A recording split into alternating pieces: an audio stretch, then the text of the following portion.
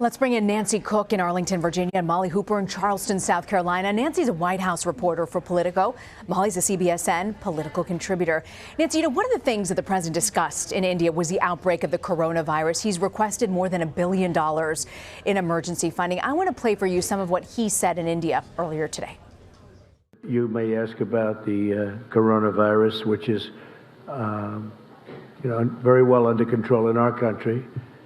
We have very few people with it, and the people that have it are, in all cases, I have not heard anything other.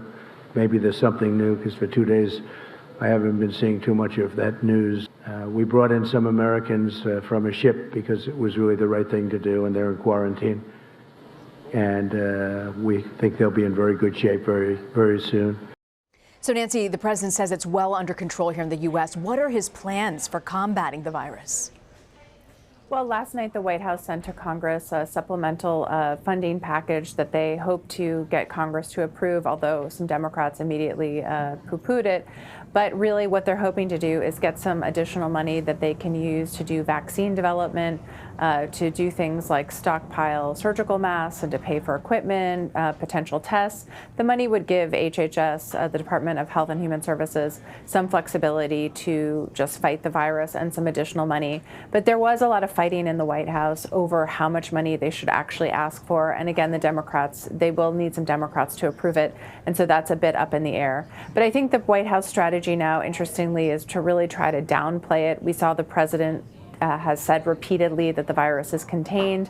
Interestingly, the CDC, though, this afternoon said on a call that it's not a matter of if the coronavirus comes to the U.S., it's a matter of when. And so we're definitely getting some mixed messages from different leaders in the White House. I'm watching the Dow right now, down about 540 points right now, Molly. I know Congress had several hearings, briefings on the coronavirus today. Some Democrats are actually calling the president's response inadequate. I want to play for you what Senators Patty Murray and Richard Blumenthal of Connecticut had to say. I am very concerned that we are not prepared for this or for anything like it in the future, especially with the budget that came out that cut CDC, that cut NIH, where we're seeing firsthand right now why it's so important that we're prepared. The supplemental is way below what's needed to protect the American people against an outbreak that seems to be, my impression, virtually inevitable.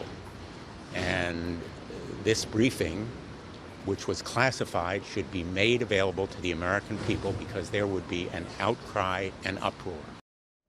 So, Molly, Blumenthal wants to make that briefing public. What more do Democrats want to see when it comes to combating coronavirus? It's not even just Democrats, it's Republicans as well.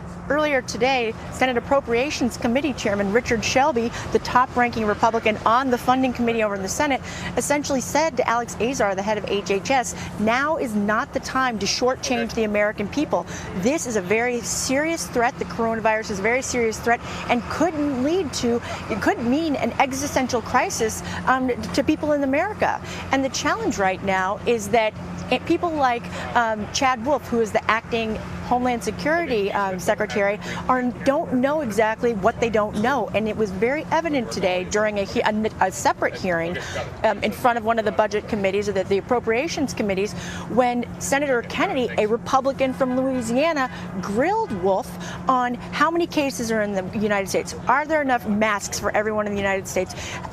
And Wolf just couldn't answer those questions, to which Senator Kennedy essentially said, listen, I'm not getting straight answers from you, and you need to be the one giving it to us because you are supposed to protect the American people, and it's not happening. So I think that what you're hearing from Democrats is a demand for more money. I think that we'll hear from more Republicans who say that not enough is being done as well. You mentioned those Republicans, Molly. I want to actually play for you what Senator John Kennedy, that lashing out of Chad Wolf. I want to play for you that exact interaction. We're getting different answers from different officials. The Secretary of Homeland Security in the committee where I was previously testified we're months away from the vaccine.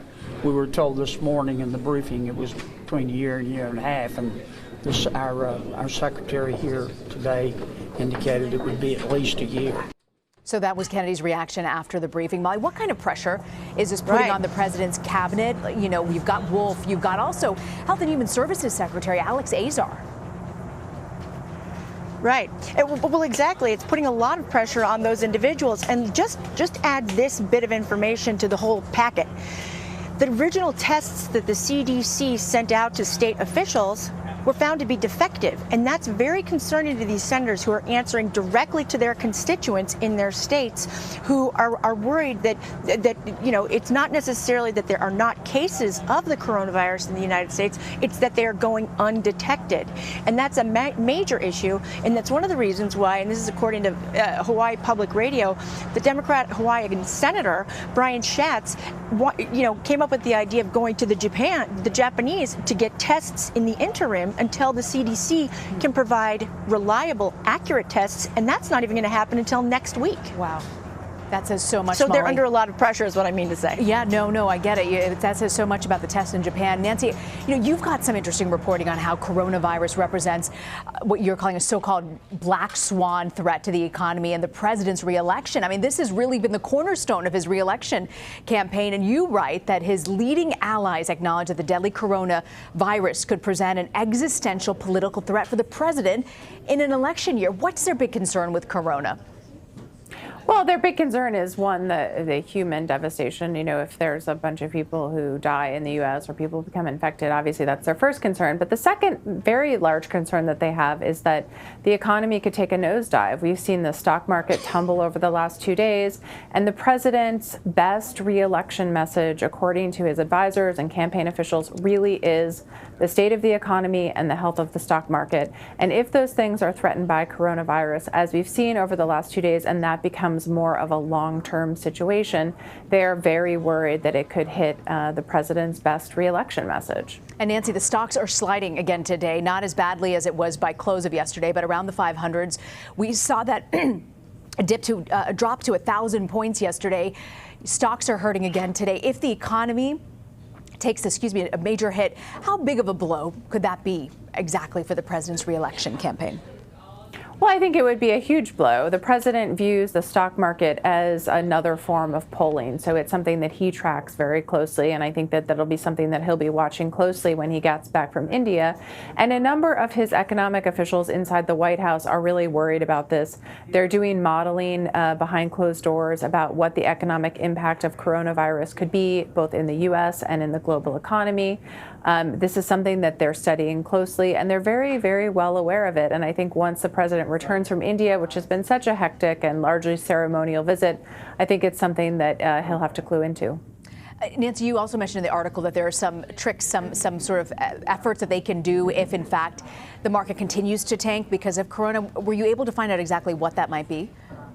There are actually, what I heard was that there is a concern among White House aides that there are not really economic levers they can pull if the economy goes south, and that is one of their major concerns. So what they're trying to do is, you know, shift money around to do a health response, but in terms of economic policy things they can do, they feel like they don't have a lot of options, and that's a huge concern for them.